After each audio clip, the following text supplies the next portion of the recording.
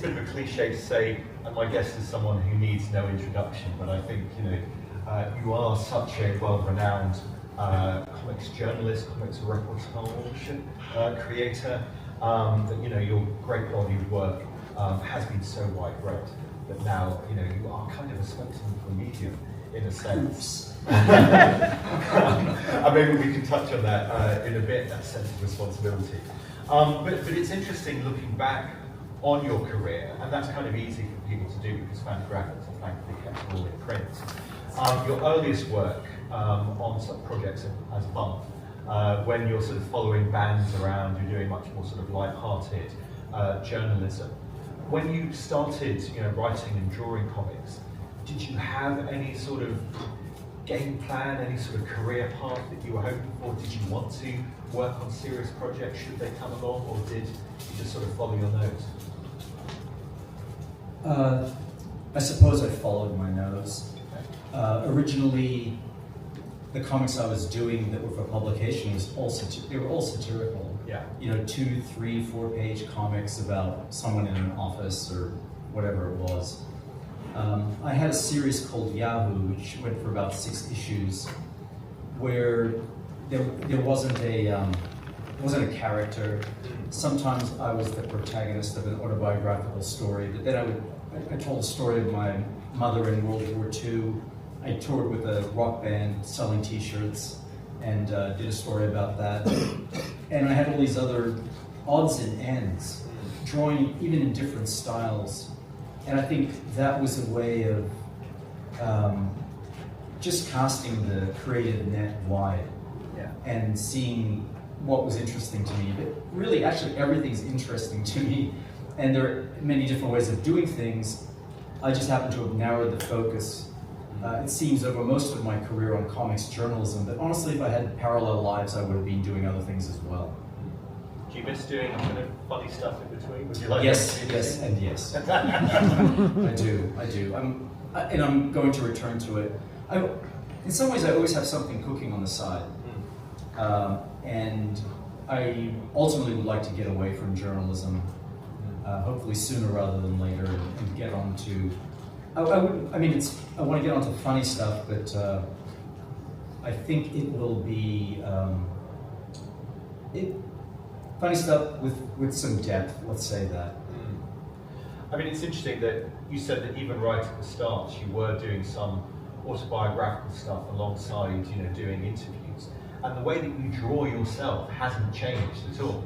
And I think it's funny that, when we read one of your books, and clearly you've gone to an awful lot of effort to capture the likeness of the people you're interviewing, you still do a caricature of yourself in amongst them. Like, this is the cartoon version of Joe Sacco, and it will always be that way on the page. I think it's changed a little. I think I've made myself increasingly handsome. I think you're mean to yourself on the page. You could be more handsome than you are. Well, then when people meet me in real life, they go, "Oh, you're not that bad." Well, really that developed when I was doing the comic book Palestine. If you look at the early pages, you can see that I have a very, very cartoony way of drawing. I've never trained as an artist. The only way I knew how to draw was the so-called Nickfoot style. But I think if you have a pretense to journalism, you have to think more realistically. And so over time, I tried to force my hand to draw realistically. I've never been comfortable in it to this day. It's just not natural to me to try to draw realistically. But my character, I never really paid attention to it. Some years later, someone told me, "How come you keep drawing yourself the same old way, but everything else is getting more realistic?" And I hadn't even noticed, to be quite honest. Now I've become a little more self-conscious of it, and that's when I began to look better. Do you think, in a way, it's also because when you are drawing yourself into your graphic novels, you are kind of entering a different mode in a way, that you are the interviewer, you are the person who's capturing life, and so because you have that kind of relationship with your interviewees, with your subject, in a way you have developed a certain kind of persona. And I'm saying that because it reminds me of certain kind of documentarians, and this has been a sort of tradition, in documentary filmmaking over recent years, that you now not only have the filmmaker behind the camera, but also in front. And it feels that when they're in front of the camera, they have adopted a slightly larger than life personality. I think that's true. I think you do create an image, consciously or not, in a case like this. So yes, I do have an image that I think it's accurate. It's just I'm leaving things out of. I'm not showing I'm not showing the reader everything about me. But the things I'm showing are accurate. If I'm showing myself being scared and bumbling, it's because I was scared and bumbling. But actually, if you look at my work over time, you'll see I'm less scared and less bumbling, because I think that's an accurate representation of becoming a little more seasoned. Perhaps this reflects badly on me as someone who has read thousands of comics in my life, but I suspect I'm not the only person that when they read Palestine, not long after it came out, when it first came out as a graphic novel, your book was the medium that taught me about the conflict in that part of the world. And it was certainly the book that kind of put you on the map. It was interesting, I was rereading War on Gaza, and in that you talk about how Palestine was barely selling at all. Was there a point where you realised that you were getting this reputation, you were the author of Palestine, and now you were a person who not only perhaps were creating comic reportage as a very noticeable medium, but you were the person who was bringing the story of places like Palestine into people's lives? I think it was when they put a bronze statue of me up in the square in the town I live in. That'll do it. It's not true, so. Well, Palestine really sold horribly. It came out as a comic, as a serialized comic. It kept selling less and less each issue. And I started working on a book about Bosnia. I went to Bosnia and was working on that and realizing I was never going to make it, basically, and decided to finish the book on that became Safe Area Garage, and then basically give up. I felt I was going to give up.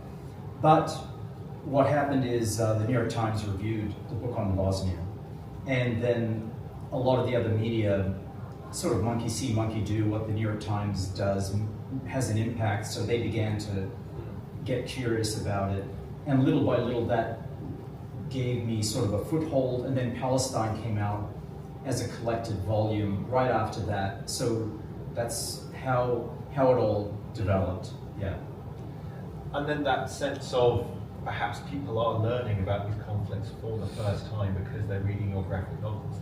What does that do to you as a creator, having that kind of sense of responsibility that maybe I am the educator that is bringing these things into people's lives? I never try to put that mantle on my shoulders, because I think it would be unfair to myself. Basically, I've always thought I'm learning as I'm going along, and I'm just outlining what I'm learning. When I went to Palestine for the first time, I had some notions of what I was going to see, but when you get there, you just find out it's not exactly like what you read about. It's there's more to it. You actually need to learn who all these factions are. I mean, all the things I sort of didn't think. I just thought it was Palestinians and Israelis and that was it. But there's obviously internal conflicts. So partly I'm just reflecting my own learning. And then if the reader picks up on that, that's good. But I never think of myself as, I need them to know this part and this part and this part. Of course, I'm trying to make it accessible. But really what I'm trying to do is making it accessible to myself. Understanding by doing. Understanding by doing, and just thinking if I'm learning some things here and putting them, in a relatively well-organized way, then if I'm learning by doing this, then maybe the reader's going to learn. But I don't think of myself as some grand educator. I'm here to tell people about Palestine. I really went over there because I felt there was nothing about the Palestinians. At that time, there was hardly anything you could read that told things from a Palestinian perspective.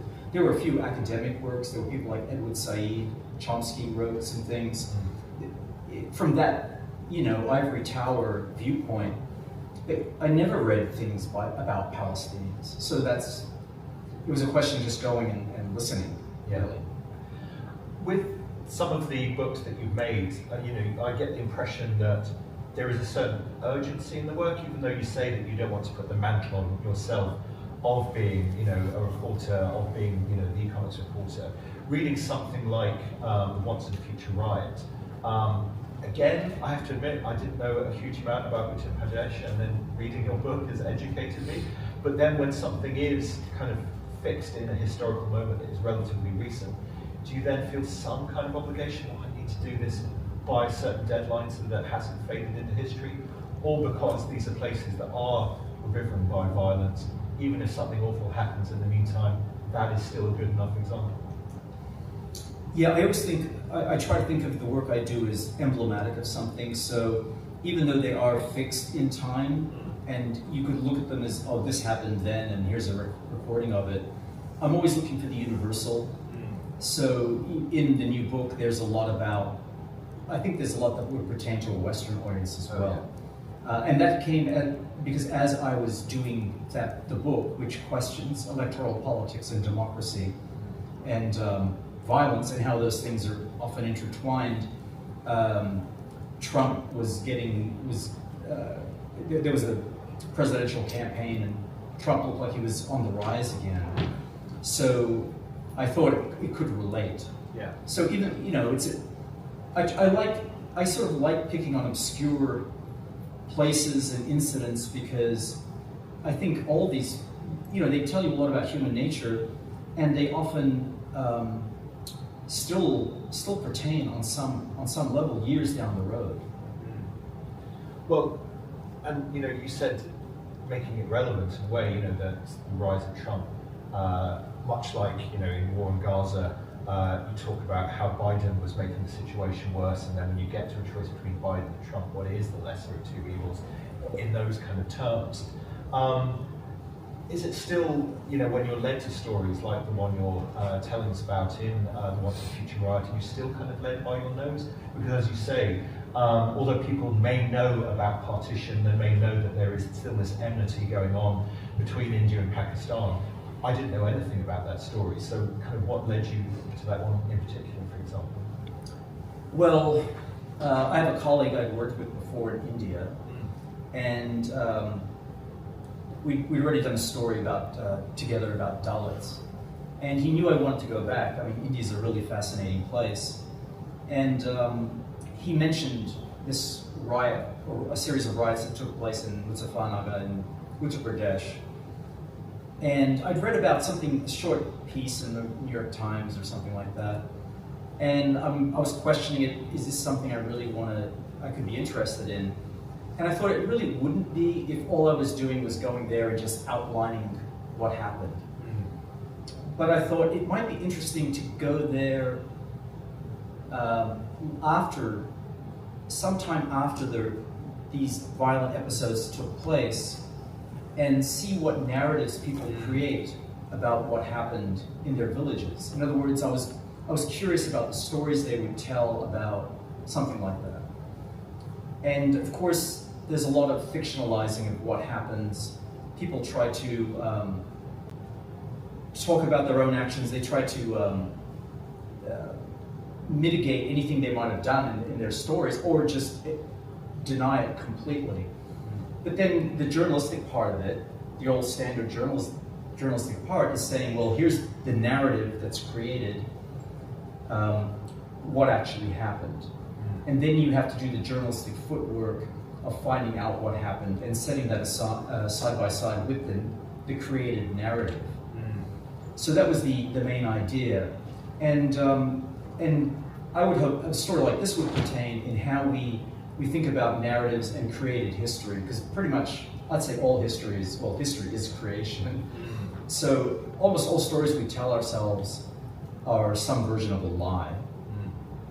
Well, and I felt actually it's interesting that when you look at your earlier books, your inclusion of yourself as a character is kind of framing the narrative as you kind of finding your feet as an interviewer, the awkwardness perhaps of being a comics journalist going to a place and drawing people. While in this, actually, your role as narrator is really important, because you're saying, well, I went to these people to try and find out the truth, and I didn't fully believe that they were giving me everything I needed, so I went then to these people. So actually it seems to become, certainly in a book that's about conflicting narratives, including yourself in the story, is essential. Yeah, but it's always been essential Though I realize now it is essential. But it didn't start out that way. It started out as I'm just carrying over the autobiographical cartoonist tradition into my travel logs, which become journalistic. And then there I am as a figure in my journalism work, and what are the implications? And I find the implications, which I didn't theorize or set out to get to, those implications have real benefits. And I think when you draw yourself into the comics, you make it clear to the reader that this is a subjective viewpoint, and you show the seams of journalism. That's always been important to me, because when I went to journalism school, even when I graduated, I still didn't understand how journalists in foreign situations do their stories. I always thought of them as godlike, like all-knowing, all-seeing. The way they wrote was so authoritative. And when you get to a place, you see other journalists at work, and you realize, oh, these people are bumbling around like me. And you begin to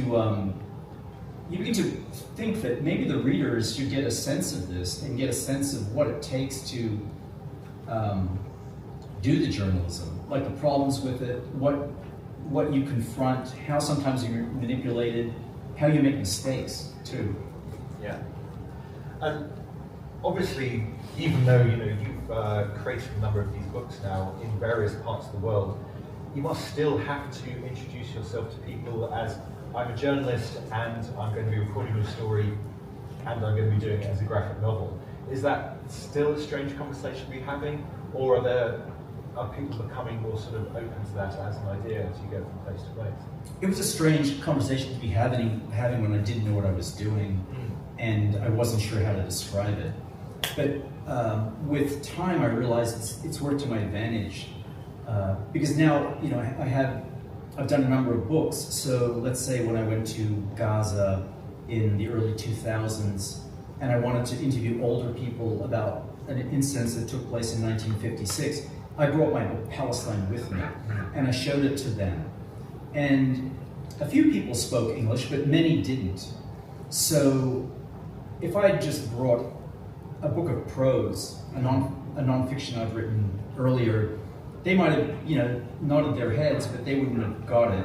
But when I showed them the graphic novel Palestine, they understood right away what I was doing. None of them were put off by it.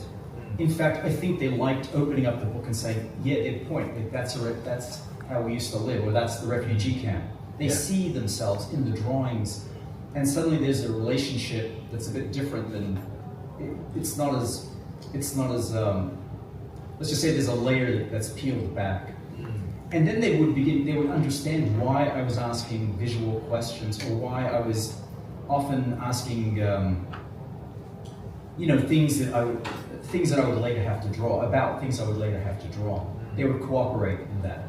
So are you sometimes actually sketching in front of them and saying, does this look about right to you? Not so much that, but what I have done, let's go back to the Gaza book, the one about 1956. The incidents that I was writing about took place in a schoolyard in Rafah. And what I did is the schoolyard at that point, I'm sure it's destroyed now, the school is now, I made a sort of overhead schematic of the school, because it was much as it was in the 1950s. And I asked where they said the barbed wire was. There were a number of components that everyone agreed that were there, but where they placed them on the schematic might be different. And I wanted to get an overall sense of where things were. And so that's one example. Yeah. In terms of kind of, I read Once in the Future Rights over the last few days, that the level of detail that you're still putting into your books, the number of faces in the crowd scenes, the level of detail of the various houses in a kind of an urban cityscape, shows that you are clearly spending a huge amount of time rendering the final image on the page. That kind of tension between not being able to spend a huge amount of time in the places you're visiting and then trying to render them in as much detail as possible afterwards. I guess you must have got to a point by now that you are comfortable in the data that you're gathering, the visual information that you can reproduce it days, months, weeks weeks afterwards? Yeah, well, I take a lot of photographs, but I mean, I should admit that often I'm thinking, oh God, I have to draw a crowd. You know, it's not always okay. This is just something I'm going to be doing. I'm going to just go here and draw the crowd, and tomorrow I'll draw the crowd again. I realize the reader has to feel the crowd, and to do that, that might take extra effort on my part. And what I try to do is fight against myself and not cut corners. And I made a decision when I was doing this book that I wanted to show individuals in the crowd. I wanted to make each face different, even if the crowd was responding at times like a mob. Because even a mob is made up of individuals who basically surrendered to the organism that is a crowd. And presumably all of those people in that crowd are people that you met, that, you know, because it does feel like this is a realistic spread of people rather than from your imagination, or does some of it have to be from imagination because you haven't got photos of 100, 200, 300 people? Well, I mean, I try to do what I can do. Yeah. For example, I went to the grounds where the crowds were meeting. Yeah. And I photographed those grounds. I got a good sense of them. And then, of course, you talk to people who are in the crowds. And sometimes there are journalists who share photos. I mean, I went to a newspaper office, and one guy gave me a bunch of photos from those particular days at that crowd. So I had a sense of what weapons they were carrying, what was the age makeup, all that sort of thing. In that book, as in a number of the other books that you've made, it is documenting, you know, huge atrocities, lives lost, children's lives lost, all sorts of kind of horrors. How do you protect yourself from the trauma of going deep into the weeds? You know, first of all, finding out the detail of these things, and then also reproducing them. Well, to do the reporting is easier than to do the drawing. Because when you're reporting, or when I'm reporting, it's sort of cold-hearted. I'm trying to get a story. I'm diligent about trying to keep the person I'm talking to on track, because people go back and forth and they start telling you something else when you're trying to hear about this. All that takes an effort that requires a certain professionalism, let's say. So even when you're hearing really difficult stories, it's seldom that something breaks through. Okay. I'm just trying to record it properly. I owe the material and that person that level of professionalism. When you're drawing, on the other hand, for me it's harder, because then I'm trying to experience what the people are feeling, or what was going on at the time. So over time, I realized there's no way of protecting yourself from that, you know. So that you just have to deal with it. And that professionalism, that ability to kind of prevent yourself from being traumatized as you're talking to people, was that something that you were able to do from day one, or with the earliest books like the one on Eastern Europe and the one on Palestine? Were you still learning that technique and finding yourself that actually when you're talking to people you needed to take time out to go out of the room, actually to not feel too traumatized by their stories? No, because I always think that they're the ones who are really traumatized. I'm just here to do something professionally and try not to have my own feelings get in the way. But I'm often getting to know these people quite well, and I have a lot of feelings for them. But when I'm actually interviewing them, I'm socializing with them in some cases. But when I'm interviewing them, I just want to respect them and their stories by not getting in the way of it myself. Yeah. But then, of course, if they're having a hard time continuing the story, they always have the option to stop. And I think no one's ever stopped. Recently, you collaborated with Art Spiegelman on a short strip about Gaza. You brought out this slim volume, War on Gaza. Obviously, some of it you can tell reading it is personal to you, that because you know this story, because you are affected by it and want to be able to actually revisit it. But presumably there is also a pressure, people approaching you and saying, could you return to this? Was there a mixture of that for these two projects? In some ways, I mean, when the genocide started in 2023, I knew I was going to respond in some way, but a couple of news organizations contacted me and wanted me to respond, I mean, within the first 24 hours, and I couldn't do that because it was so overwhelming. What was going on was so overwhelming. So just as a human organism, I couldn't deal with it myself. And that lasted for a couple of weeks, just trying to absorb what was going on. I knew I was going to do something about it. I also knew I wasn't going to be able to get there and get in. Yeah. So I had to respond in some way. How was I going to do it? Well, I spent time looking at a piece of paper, trying to write some stuff, but then a friend of mine in a city called Han Yunis contacted me and said, please raise up your voice. So I knew I just had to start. Yeah. And then I just started writing and drawing and found my voice by writing and drawing. And so that's how that continued. So, I mean, was there a pressure? I felt pressure on myself, but I needed his kick to actually begin. Like, it doesn't matter, there's no good time to start something like this. You're never going to understand it completely. Yeah. You're never going to digest it. I mean, it is interesting reading War on Gaza that even though you are still representing the facts, even though clearly there is research involved, there is a level of anger in that I haven't seen in some of your other projects. I guess because it's unfolding live on the news day by day, and you can't look back on it as being historical. It's a live event that you're reporting on. Yeah, if you're reporting, you try to stay out of the way of that sort of thing. But this wasn't reporting. Yeah. And you're right, it was anger. Though my reporting is driven by anger also. I'm angry about certain situations in the world, but I don't want, anger is the motivation, but I don't want it to be what shows in the reporting work. However, in this book, this short pamphlet really, War on Gaza, I thought of it strictly as a political pamphlet where I was going to say exactly what I thought about it. Yeah.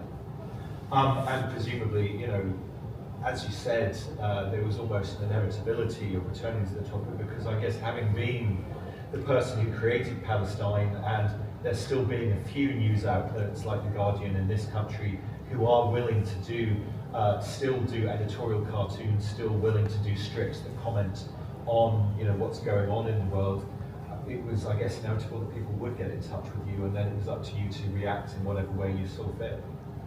Yeah, and this was the way I saw fit, so yeah. And what was the collaboration with Art Spiegelman like? That seemed like a fascinating thing to do and a wonderful thing to observe, but it's just a shame that it takes a tragedy for that to happen. Well, Art's a good friend, so I was in his place in New York and we were drinking a bottle of wine together, and he was talking about what was going on in Gaza, and he had a lot of interesting things to say. And when I got back home in Portland, I contacted him and said, you should think of trying to get some of this stuff out, because I think what you say has some importance. He's a cultural figure, an important one. And I offered for a collaboration, and the reason I offered that is because it's been a long time since he's actually drawn comics. So I just was trying to make it easier for him to get a hold on this. And actually, to my surprise, he said yes, because I thought he would say no. And then it took us a while to do it. It took a while. I took a couple of trips out to New York, and we sat in the studio, elbow to elbow drawing. Even with kind of awful subject matter that inspires something like that, I guess it's still fun to be collaborating with someone in that way. Art is a fun person to be with. I mean, always interesting, always amusing, has many stories about a lot of things, can talk about music, can talk about literature, so it's always a pleasure to be in his company. That said, I don't know if anything has changed, but when I recorded an interview with him several years ago, I was worried that just the half an hour I spent in his presence, I was going to get lung cancer from his chain smoking. Well, now he vapes, so, that's okay. So the research is incomplete on that. Indeed. thinking of the various topics that you've dealt with over your career, they're being set in various different countries, dealing with different issues in different countries. I'm thinking of you saying that you were led by your nose to a certain extent. A book like Paying the Land, where it's a North American story, where it's dealing with Native Americans, and the situations they find themselves in. Thinking about that, and indeed your career in general, do you occasionally think, I should now be doing something set in my own country? Oh, I've not done anything about this situation. Or is it situational? Do you come across, do you read about a situation and think, oh, I'd like to investigate that? I mean, I can think of about 15 places or things I could look at that would really matter to me. But you just get older, and you have to pick some things, and every door you go through means 4 others are closed. So you just get used to it. You realize you're one person trying to do something. I try not to get frustrated by the things I still want to do, even in journalism. But you just at some point you stop, or you slow down, or you want to do other things. Well, and as we wait for your shorter, funnier comics to come back, I mean, it does feel that there is, if not an average length to your work, they're never not substantial. So when you are starting on a new project, when you are investigating a new situation, you must realise this is going to take quite a long amount of time. It is going to take quite a long amount of drawing. So that kind of commitment to yourself, that once you have made that decision, is that liberating in a way? Because actually this is going to occupy my life the next year or two. In some ways, you always know what you're going to do, so you're not worried about what am I going to do next. So there's a comfort in knowing you have 3 years drawing, let's say. But there was a period between Footnotes in Gaza and Paying the Land where I was trying to do shorter projects because I wasn't sure I could do another long book. And as you as you get older, sorry, it's a horrible thing to say, thinking how many more years I want to do this, do you think I still have another 5, 6, 7 long books in me, or are you now thinking actually, sorry, that'll be my zombie life. Or are you now thinking, oh gosh, maybe I only want to do 2 or 3 more of these? Does that then also think, well, how am I going to bring that list of 15 topics down to those 2 or 3? Well, I mean, I sort of have planned out the next 15, 20, 25 years in my head. Okay. But I don't have to go into it now, really. But I'm going to stick on basically one book that has offshoots. Okay. Let's say that. And it is sort of strange thinking that I might not do another long journalism book. That's odd, because I still love journalism. I might do certain pieces that are shorter, they're a bit different from the journalism I've done before. So I want to sort of get away from strict journalism, and in some ways the new book, The Once and Future Right, is a little more philosophical. So that's where I'd like to go. If I could combine journalism and philosophy, I'd go there. Well, perhaps that's inevitable, because when we were talking about it earlier, you said that one of the aspects of investigating that story were the contradictory narratives that you were getting from people. There is this strand throughout The Once and Future Right where you're told by one person, oh, you'll be able to talk to this witness by going to this village, and then you get there and they're not there. That frustration of not being able to unearth the real story. So inevitably that does lend itself to philosophy if it becomes increasingly harder to find the truth. Well, to me it's interesting how, as I was doing that book, I realized how so much of current events are built on the foundation of mythologies and lies and half-truths. And I was in Spain this last week, and I was talking about it with someone, and he brought up the battleship Maine. If you're familiar with that, it was an American ship that was destroyed in Havana Harbor, and the Americans blamed it on the Spanish. It turns out it seems to have been an engine failure. Something happened in the engine, a boiler room. The whole thing blew up. A bunch of Americans were killed. and America went to war with Spain. And then you think about the Gulf of Tonkin in Vietnam, when North Vietnamese boats supposedly fired on American ships, which they didn't do. That's how America got into Vietnam War. And then you think about the weapons of mass destruction that didn't exist, and you realize these little lies that they're telling in an Indian village. We call fake. We said this is fake news. That's fake news. I kind of hate the term because it really seems to make it into. It sounds funny. It sounds like a comedian came up with it. When it's really serious stuff, and it's nothing new. It's not new. It's this is how events are propelled. Yeah. Well, and it's something that you deal with in War on Gaza. The idea of Biden, spinning. What happened on October 10th was horrific, but obviously, then the genocide that follows was massively disproportionate. But Biden telling lies about the initial event in order to somehow justify the American war machine. Yeah, well, I mean, I think Hamas committed atrocities on October 7th. I mean, to me, I don't have any doubt about that. But why would Biden talk about images of 40 beheaded babies that didn't exist? I wonder about things like that. Why do you have to make people into such monsters that all we can do is think about annihilating them? And why, to this day, that same story goes around and around and around and is mouthed by politicians. So I'm curious about those sorts of things. It's nothing new. If you actually, going back to the first Gulf War, if you remember a woman who testified before Congress, a Kuwaiti woman, talking about babies being taken out of incubators by Iraqi troops to die. She turned out to be the daughter of the Kuwaiti ambassador in Washington, and it was a complete fabrication, but it was one of those things you heard. It was televised. All the senators were nodding their head. I mean, this is just, it's endless. Yeah. Well, so getting to the truth is really difficult.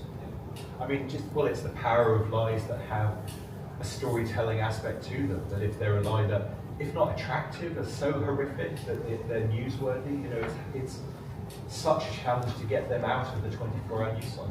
Right. I mean, lies that are linked with, or are coupled with a megaphone are really the problems. Lies that come from authority. Yes. Especially. Yeah.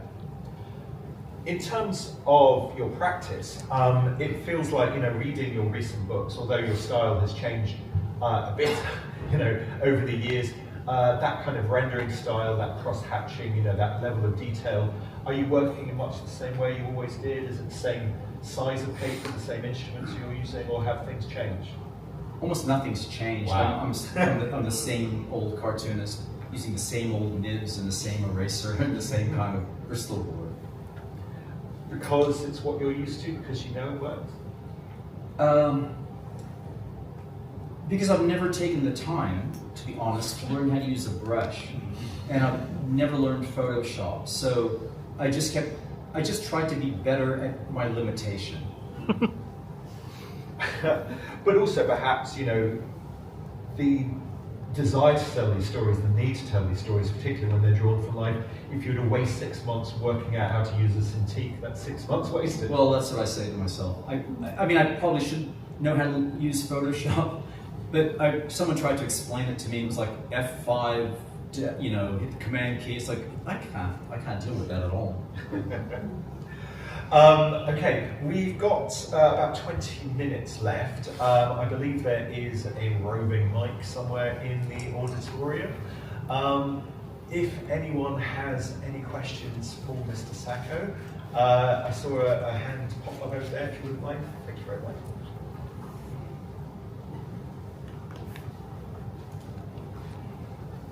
Oh. Hi. With what a lot of people, I guess, jokingly say now as a post-truth world, due to how social media feeds work and how easier it is to spread lies or just bombard people's feeds with now AI-generated TikToks and such, and thinking about how long you say and how hard it is the process to make a journalistic comic or even just a journalistic article without the drawing. You have to investigate, find out the truth. And get it to a publisher, get it published, get it distributed. how do you see a future where we can combat the easier method of just spamming people's brains until it becomes truth?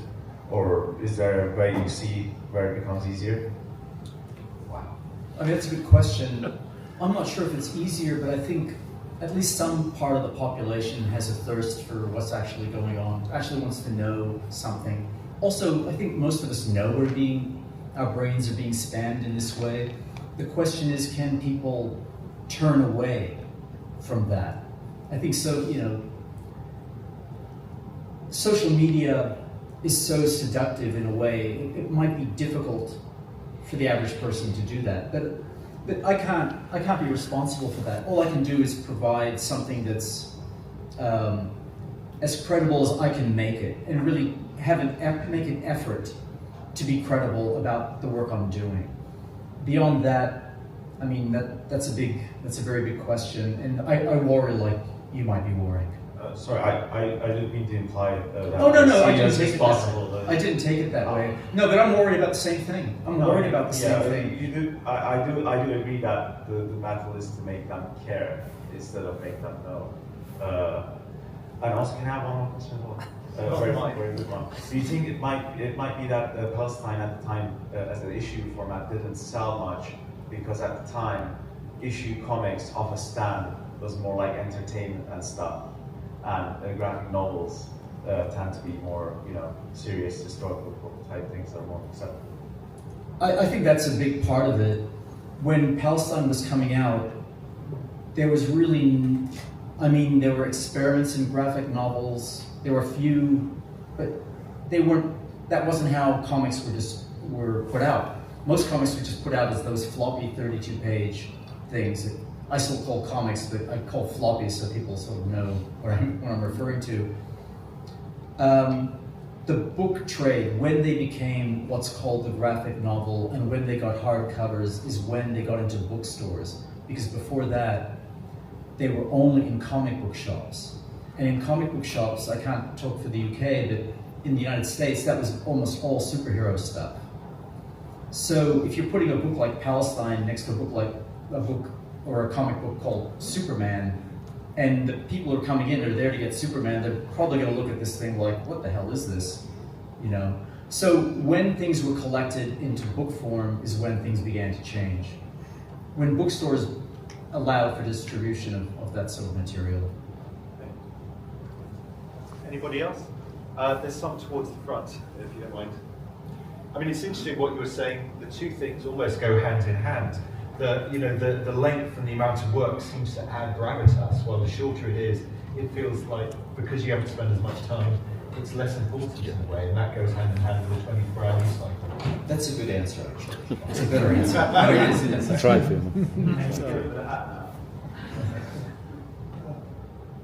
Comic books and graphic novels have always been looked down upon by the majority of the media. I remember when Mustafa's came out, and even though it was a graphic novel, then came out as a film, all of a sudden it gained this huge audience. Have you ever thought about doing a documentary or an actual film piece to widen the audience?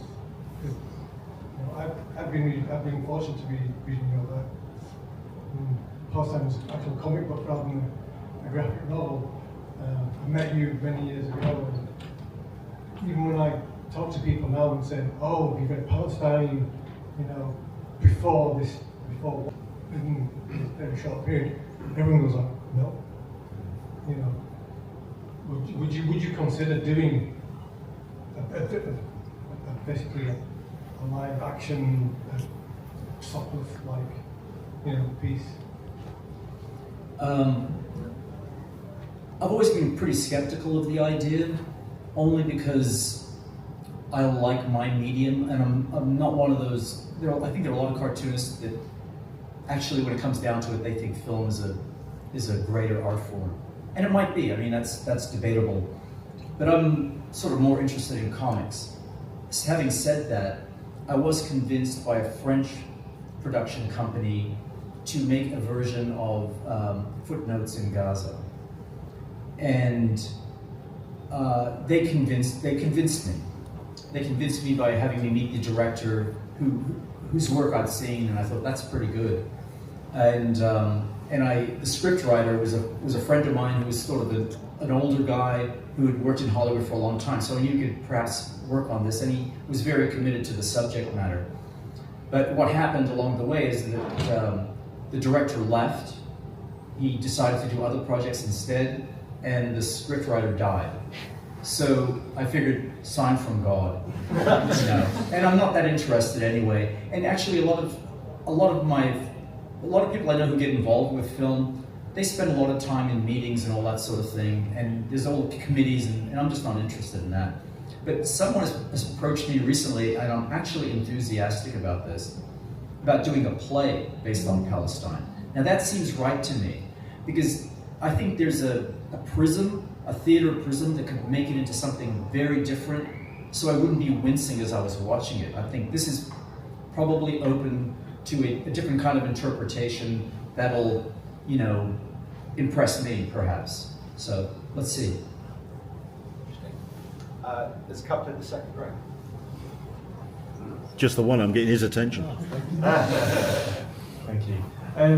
There's an image of your work that kind of drew me to your work originally and stays with me, and that's from The Fixer. So it's the shot of, you probably know what it's going to be, it's the shot of The Fixer's grandma on the bed and that kind of spread around.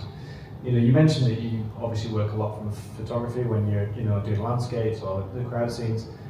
How did you approach that image? Because I can't imagine you went round photographing that scene. It just feels, shocking and horrifying, but also just a kind of culture shock as well.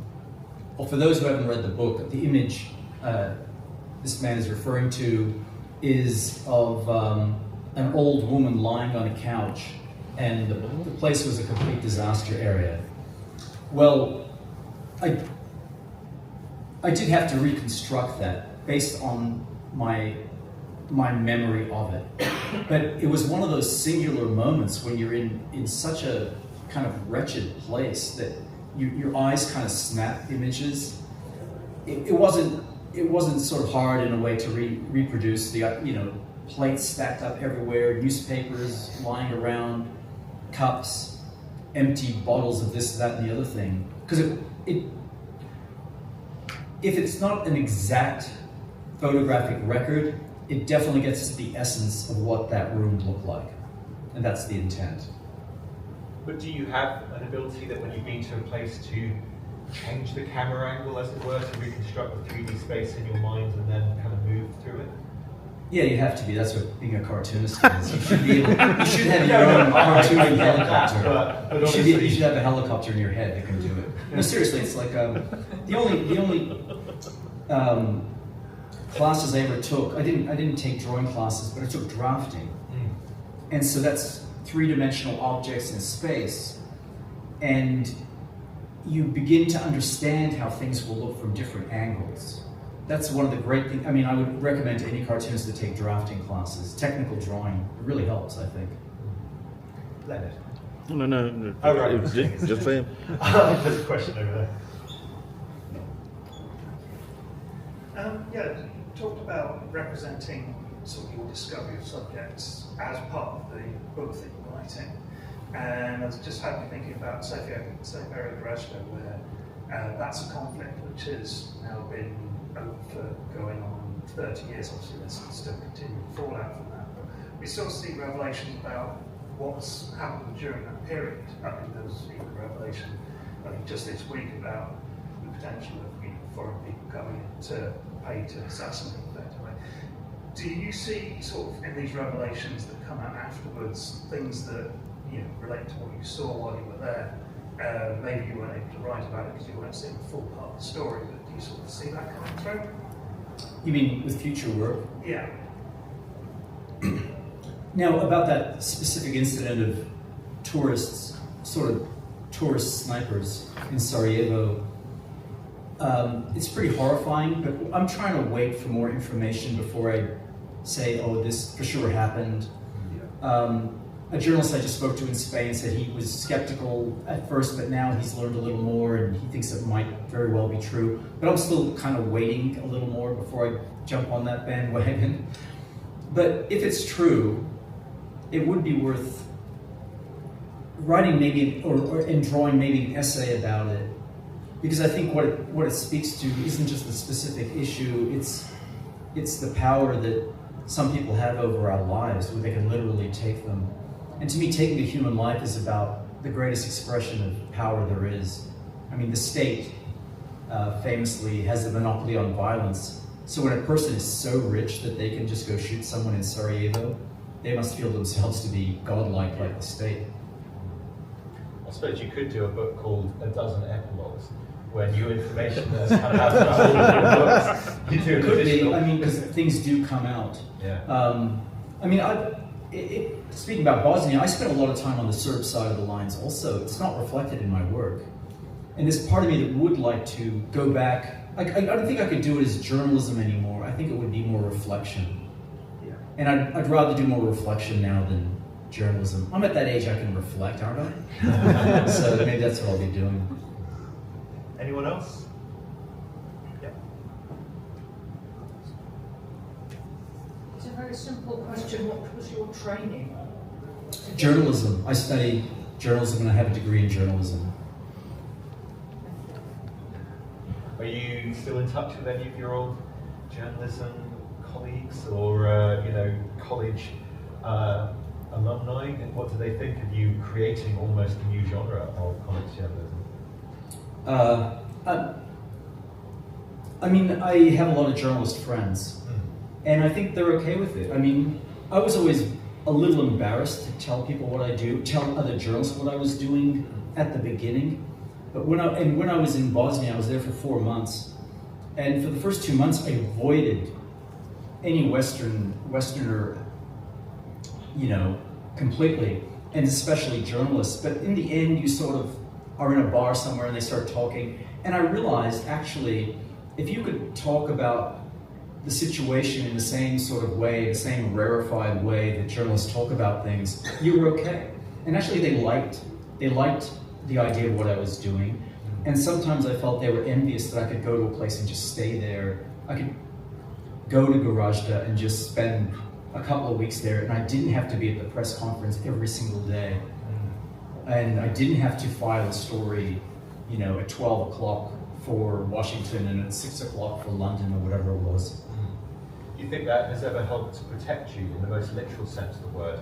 Because you do hear horror stories of, in a lot of modern conflicts, journalists no longer having any kind of aura of protection, that they're being killed in greater and greater numbers. The way that you've embedded yourself, the way that you've been there, kind of getting to know people, is that kind of, have they noticed you as a different kind of journalist? Has that given you more of a greater sense of protection, or have there been times when you felt, actually, I'm in a great deal of danger being in this place at this time? Well, sometimes you're with journalists and going with them somewhere is a sort of false security blanket because you're in a little gang. I'm always careful about danger. I don't try to really put myself in danger. The people who put themselves in danger are the photojournalists. You can see that they've got a different way of thinking about what they need to do. But, I mean, if we're talking about journalists and getting killed, I think we need to acknowledge what's happened in Gaza with about 250 journalists killed, which is, I think it's more than the totals of World War I, World War II, Vietnam, Korea combined. So it's an enormous amount, but it shows how well they were doing their work. They had to be silenced, and which is really sad. No journalist should have to work with the thought that not only they might be killed, but that their families might be killed. Must have been awful thing to have dealt with. Yeah. Any other questions? Yeah. In terms of your process and how you sequence your work, how do you edit yourself as both a cartoonist and as a journalist? Well, edit. Yeah, there's something that reporters say called, they talk about notebook dumping, where you put everything in. And of course you can't do that. I'm always sad when I have to cut things out, because there are whole stories that they never appear on paper. For example, the thing about the Serbs, spending time on their side of the lines. I edit, what I do is I write a draft, and I don't write another second draft really, but what I do is I go through and edit that diligently. And I think in terms of what can be drawn that doesn't need to be written. And a lot of description, a prose writer might describe, I realize, oh, I don't need to describe how I walk to the building, I just show it. Leave that stuff out. So I try to be very careful with the editing, especially with the quotes. I try to use the standard journalistic techniques like the ellipses to show there's been some time between a thought, or I'm leaving out some words, some substantial amount of words. So I try to do all of those things. But I'm also trying to be really spontaneous in some way too. So I don't storyboard, because I find that that's lays sort of an old, like 7 years ago, here's my storyboard, now I'm going to draw exactly what I said I was going to draw. So I'd rather have something that's fluid, you know, because the script itself will be mostly set by the time I start putting pen to paper. But have you ever had to work with an editor where, you know, they've looked at your script and said, well, if you're turning this into a comic, we would like you to add A, B, and C, or maybe you could trim that bit? Or have you always been lucky that as you created your comics, you know, your publishers have been perfectly happy with what you've sent them? The first two books, the editing was just proofreading. Okay. So I felt pretty lucky there. I've had editors now but what I tell them is, please edit the script. Please do not edit the drawings.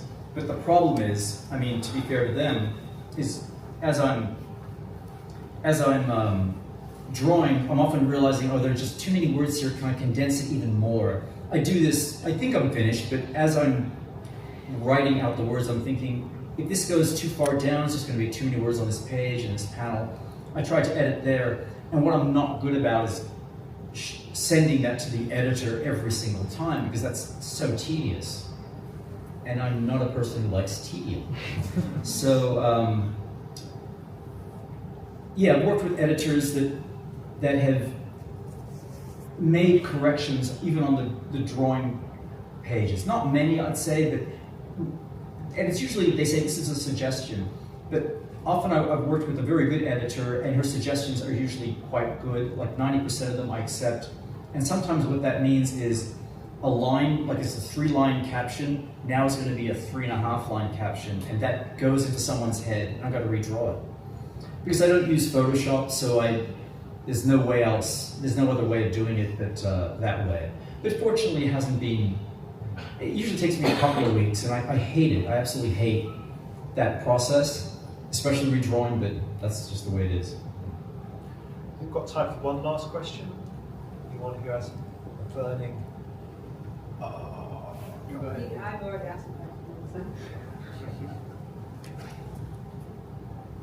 Hi Joe, yeah, I haven't had the opportunity to read much of your work, unfortunately, so this might be a bit of a naive question, but the world is, I guess, really messed up in a lot of ways, and there's always problems, you know, in a grand sense. So how do you go about choosing what's worth talking about? For example, like you just mentioned, you have nothing in Bagua, and there's the Indian-Pakistan conflict, but how do you choose that over potentially Russia and Ukraine as a conflict, for example? Well, like I said in an earlier panel, it's what hits me in the gut. I really have to sort of know, or at least convince myself that whatever I'm getting myself into, because it takes such a long time to produce, that it will still matter to me down the road. So if I make a decision now that I'm going to draw a comic about situation X, in 2 years, am I still going to care about this? Is it still going to matter to me that much? That's basically how I do it. I project myself. Now, what always happens is halfway through any project, I begin to think, oh no, man, this is going to go on forever. But I had go through a little crisis. That always happens. But I always rely on my younger self that made that decision. I just defer to the younger self. And is it sometimes prioritizing the story that is less well known because it isn't been? I think almost all my stories are sort of obscure. But what, you know, to your point, I started the book that just came out, The Once and Future Riot. I started in 2014 on that book. I went and did my research. I wrote the script. I started drawing. I drew about 10 or 12 pages. And then I thought, I can't do this book because I just can't deal with this violence. So I did another book, which ended up also being about violence through some other means, but violence anyway. And then I returned to the India book partly because I just told myself, you know, you trouble these people, having them tell their stories involves some amount of re-traumatization, so you have to honor the fact that they told you their stories and complete the book. I knew I'd get back to it at some point, but I just couldn't deal with it at the moment. Okay. Joe, it's been fantastic to hear about your work, and I'm sure everyone here has just been always incredibly impressed by your body of work and the stories that you have brought to a wider public attention. And on their behalf and my own, thank you very much.